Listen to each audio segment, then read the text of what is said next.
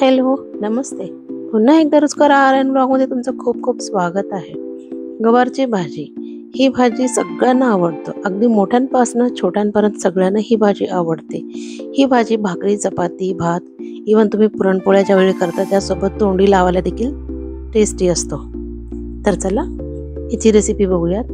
मी गवार अशी तोडून घेतलेली आहे, स्वच्छ धुवून घेतलेली आहे. लसूण, हिरवी मिरची, कारळाचं कूट. तर बघा, आधी मी हे सगळं असं कढईमध्ये थोडं तेल टाकून व्यवस्थित असे परतून घ्या.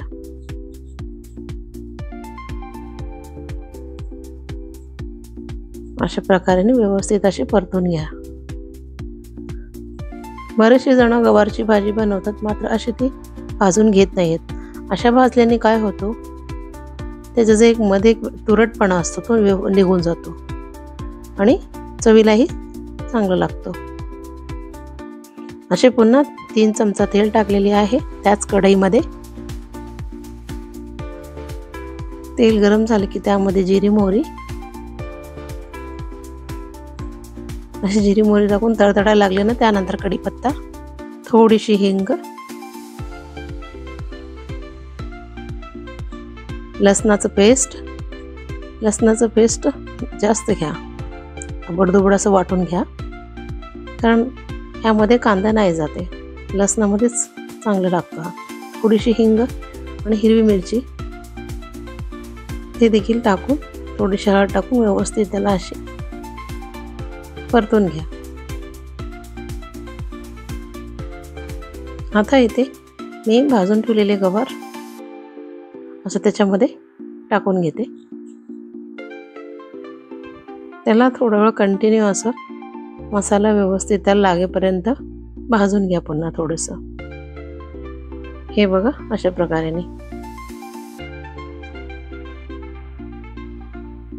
आता चवीनुसार मीठ, थोडीशी कोथिंबीर, असं पुन्हा एकदा ते टाकून हलवून घ्या. लक्षात ठेवा, गवारची भाजी अगदी लो फ्लेमवर जितकं व्यवस्थित तुम्ही परतून घ्याल तेवढा चवीला चांगला लागतो. झाकण लावून पुन्हा 10 मिनिटासाठी अगदी लो फ्लेमवर अशी मिक्स करून घ्या.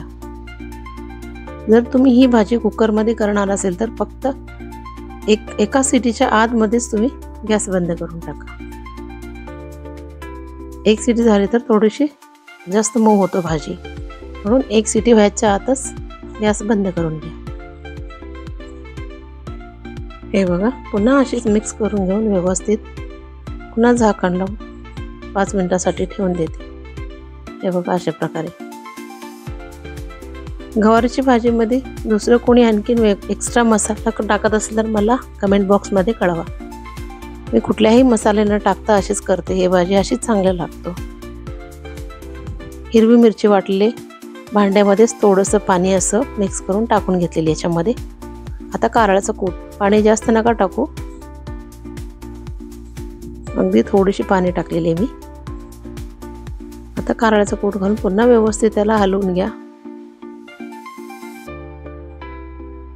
लक्षात ठेवा, तुम्ही जेवढा पेशन्सने ह्या भाजीला तुम्ही परतून घ्याल तेवढा चवीला चांगलं लागेल. दुसऱ्या कुठल्याही ॲडिशनल मसाले टाकायची गरज नाही भाजणार. पुन्हा झाकण लावून 5 मिनिटासाठी ठेवून देते. हे बघा, अशी मस्त सुंदर अशी भाजी झाली. मस्त असं सुगंधही येतो. आणि हो, जर कोणी नवीन असाल माझ्या चॅनलवर तर सबस्क्राईब करायला विसरू नका. ही भाजी कशी वाटली मला नक्की कमेंट बॉक्समध्ये कळवा.